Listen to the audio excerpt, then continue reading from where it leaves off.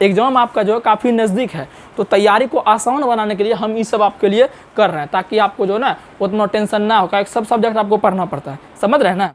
Hello student, स्वागत है आपका कॉन्सेप्ट गुरुजी के यूट्यूब चैनल पर। मैं हूँ राजकुमार। पिछले वीडियो में हमने पूरा बायोलॉजी जितना चैप्टर है एनसीईआरटी जो आपका 10वां साइंस है ना, उसका पूरे चैप्टर में से इंपोर्टेंट क्वेश्चन 2 नंबर और 5 नंबर यानी कि लघु उत्तरीय और दीर्घ उत्तरीय खोज के हमने बता दिया था आपको, और वही आपको याद करना है। अगर उतना कर लेते हैं तो बायोलॉजी में एक कोई नंबर नहीं कटने वाला, इतना समझिए। काहे कि इतना मेहनत करके उसको लिए हैं, इससे नहीं कि उठा के चुपचाप डाल दिए, तो मेहनत लगा उसको करने में, इसलिए जो है ना उसको देखिए, प्रश्न को उतारिए और वही क्वेश्चन सिर्फ आपको याद करना है। तो आज हमने बायोलॉजी तो पूरा कर दिया, आज केमिस्ट्री लिए हैं, ठीक है ना। केमिस्ट्री में टोटल आपका 5 चैप्टर है, लेकिन लास्ट वाला चैप्टर उससे प्रश्न नहीं आता, इसलिए 4 चैप्टर से हम लिए हैं, ठीक है ना। और अगर आप चैनल पर नए हैं तो चैनल को सब्सक्राइब, बेल आइकन जितना भी है सब चीज़ उसमें दबा दीजिए, बस सब्सक्राइब कर दीजिए, ताकि आपको बायोलॉजी करा दिए, केमिस्ट्री करा दिया, फिजिक्स बचा उसका भी कराएंगे, और जो भी एग्जाम आपका नजदीक आ रहा है उसके लिए रिलेवेंट चीज़ें आपको हम पढ़ाएंगे, ठीक है ना। तो सब्सक्राइब जरूर कर दीजिए। आइए इनको देखते हैं।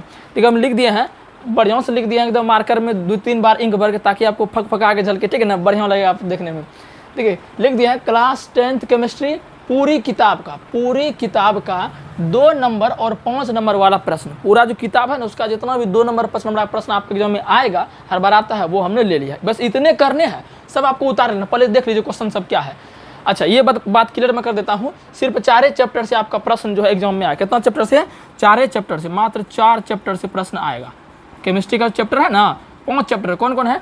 पहला आपका रासायनिक अभिक्रिया समीकरण, दूसरा अम्ल क्षार, तीसरा धातु धातु, चौथा कार्बनिक यौगिक, पांचवा था तत्वों का आवर्त वर्गीकरण। तो तत्वों का आवर्त वर्गीकरण जो है वो एनसीईआरटी से हटा दिया गया, तो प्रश्न उससे नहीं आएगा। हटाने का मतलब ये नहीं हुआ। तो 4 चैप्टर से आपको पढ़ना है।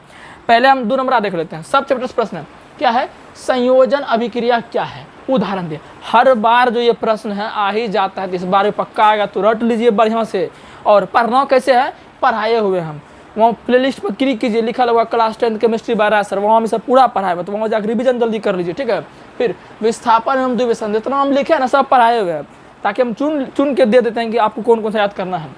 द्विविस्थापन अभिक्रिया उदाहरण देकर समझा, उदाहरण देख समझाना। फिर जिंक को आयरन सल्फेट में डालने पर क्या होता है, उसके लिए रासायनिक समीकरण आपको लिखना पड़ेगा, ठीक है ना। फिर नेक्स्ट है निम्न अभिक्रिया के लिए संतुलित रासायनिक समीकरण लिखे। देखिए 2 अभिक्रिया यहाँ आपको एग्जाम में दिया रहता है, इनको देखिए अभिक्रिया आपको लिख दिया यहाँ पर, मतलब अभिक्रिया करा के आपको लिख दिया है। ये दोनों अभिकारक हो गया, उत्पाद, वो अभिक्रिया करा दिया है। बस कह रहा है कि इसको जो संकेत के रूप में लिखिए, मतलब सिल्वर का संकेत, जिंक का संकेत जर्डन होगा, सिल्वर का संकेत Ag होगा, ठीक है ना। तो सॉरी AgNO3 होगा, सिल्वर नाइट्रेट। तो ये क्या हो गया? जिंक NO3, जिंक नाइट्रेट, और आपका ये ट्वाइस होगा आपका Ag हो जाएगा, ठीक है ना। तो ये जो हम समीकरण लिखे ना, इसको बोला संतुलित करने। क्या बोला? संतुलित करके लिखिए, ऐसे लिखना है। फिर सोडियम प्लस जल क्या बनेगा? Sodium hydroxide hydrogen. कह रहा है इसको संतुलित करके लिखिए, तो ऐसा प्रश्न आपके एग्जाम में आता है। फिर है आश्रित जल विद्युत का चालक नहीं होता है, मतलब आश्रित जल शुद्ध जल जिनको बोलते हैं, जिनका pH 7 होता है, वो विद्युत का चालक नहीं होता है। लेकिन वर्षा जल जो होता है आपका वो होता है। कारण बता दे, सिर्फ कारण बताने बोल रहा है। फिर धातु के साथ अम्ल की अभिक्रिया से कौन सा गैस निकलता है, एक उदाहरण दीजिए। तो ये प्रश्न आपके लिए हो गया, सबको लिखते जाइए। फिर है बेकिंग पाउडर क्या है, रासायनिक समीकरण दे। देखिए इसमें जो आपको जो है ऐसा नहीं कि पूरा उपयोग गुण सब लिखना, उपयोग गुण सब नहीं लिखना है, खाली बेकिंग पाउडर क्या है, फिर उसके बाद उसका रासायनिक समीकरण दे देना है, ठीक है ना। फिर है ब्लीचिंग पाउडर बनाने की विधि एवं इसकी उपयोगिता लिखें। तो ये आपके लिए हो गया प्रश्न। सिर्फ इंपोर्टेंट प्रश्न ही चुने हैं, फालतू नहीं चुने हैं, ठीक है ना। फिर है गर्म जल टैंक बनाने में तांबा का उपयोग होता है, मतलब गर्म जल का टैंक बनाते हैं, तांबा का उपयोग करते हैं, स्टील का क्यों नहीं करते हैं, कारण बताइए। तो कारण आप बता दीजिएगा, ठीक है ना। फिर धातु और धातु में भौतिक गुणों के आधार पर, किसके आधार पर? भौतिक गुणों के आधार पर 2 अंतर लिखिए, ठीक है ना। सब हम पढ़ाए में आप देख सकते हैं। फिर है आयनिक यौगिक का गलनांक उच्च होता है क्यों, ये प्रश्न हो गया, सबको लिखते जाइए। फिर है उभयधर्मी ऑक्साइड क्या है, 2 उदाहरण दें, ठीक है बच्चे। फिर है संयोजकता से आप क्या समझते हैं, यानी कि संयोजकता का डेफिनेशन लिखना है। फिर खनिज और अयस्क में अंतर स्पष्ट करें, ठीक है ना। तो ये आपका 2 नंबर का प्रश्न कुछ और है हमने लिया है। फिर आपका लिए एग्जाम इंपॉर्टेंट है, हाइड्रोकार्बन क्या है, हाइड्रोकार्बन क्या है, यह कितने प्रकार का होता है, ये लिखना है। फिर समजातीय श्रेणी क्या है, उदाहरण दे। फिर है अभिक्रियाशील क्या है, अभिक्रियाशील समूह, यहाँ समूह लिख लीजिएगा, ठीक है ना। अभिक्रियाशील समूह क्या है, उदाहरण दे। फिर समावयता किसे कहते हैं, उदाहरण दे। फिर हाइड्रोजनीकरण अभिक्रिया किसे कहते हैं, उदाहरण दे। बिना जब तक उदाहरण नहीं दीजिएगा तब तक नंबर नहीं देगा। मान चलिए 2 नंबर का प्रश्न है, खाली ये लिख लेते हैं, उदाहरण नहीं देंगे तो 1 नंबर ऐसे ये काट लेगा। उदाहरण बहुत जरूरी है देना, ठीक है ना। तो इतने प्रश्न क्या 19 गो, तो 19 गो प्रश्न अगर आप याद कर लेते हैं ना तो समझिए आपका जो है एग्जाम रफा दफा हो जाएगा। मतलब तहलका मचा दीजिएगा एग्जाम में, एकदम हो आ जाएगा। साइंस में नंबर, केमिस्ट्री में एक को नंबर नहीं कटेगा। अब बात करते हैं दीर्घ उत्तरीय। दीर्घ उत्तरीय बात करते हैं 5 नंबर में आता है। देखिए क्या पहला प्रश्न क्या है, दैनिक जीवन में पीएच का महत्व लिख। मैं आपको बता देना चाहता हूँ कि पहला जो चैप्टर है ना आपका रासायनिक अभिक्रिया समीकरण, उससे 5 नंबर सवाल नहीं आता।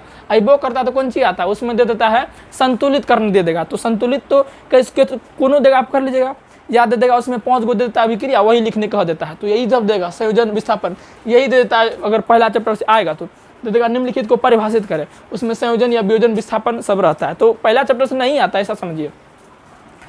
दैनिक जीवन में पीएच का महत्व लिखे। फिर है मिश्र धातु किसे कहते हैं, 2 उदाहरण दीजिए। मिश्र धातु किसे कहते हैं, 2 उदाहरण दीजिए और उसका उपयोग भी लिखना है। मतलब मिश्र धातु का उपयोग कहाँ करते हैं उसको आपको लिखना है, ठीक है ना। फिर है निम्नलिखित यौगिक के संरचना सूत्र लिखिए। आपका bromopropane, propanol, propyne, benzene, hexane, सबको क्या करना है, संरचना सूत्र लिखना है। फिर एथेनोइक अम्ल का निम्न में से अभिक्रिया कराएं। यानी एथेनोइक अम्ल का सूत्र क्या होता है, CH3COOH होता है ना। इसका सोडियम से अभिक्रिया कराना है, सोडियम कार्बोनेट से कराना, सोडियम बाई कार्बोनेट यहाँ पर, ठीक है ना, बाई लिख लीजिएगा, बाई छूट गया है, सोडियम बाई कार्बोनेट। तो तीनों से कराना है। फिर साबुन और अपमार्जक में अंतर स्पष्ट करें। देखिए साबुन और अपमार्जक जो है ना आपका 2 नंबरों में आ जाता है, लेकिन अंतर क्या है, 2 नंबर में आएगा ना तो आपको 3 पॉइंट लिखना है। कितना पॉइंट लिखना है, 3 पॉइंट, या 2 पॉइंट लिख लीजिएगा तो नंबर नहीं काटेगा। लेकिन 5 नंबर में पूछ जाएगा तो आपको 5 पॉइंट, कितना पॉइंट, कम से कम 5 पॉइंट लिखेगा तभी वो 5 नंबर का सवाल हुआ, ठीक है ना। तो इतना ही प्रश्न हम लिए हैं। केमिस्ट्री आपका खत्म है, इतना क्वेश्चन कर लीजिएगा।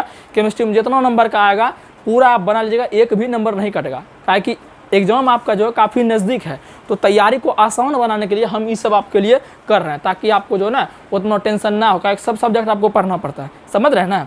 तो चैनल सब्सक्राइब कीजिए, तब आपको नेक्स्ट वीडियो मिलेगा। धन्यवाद।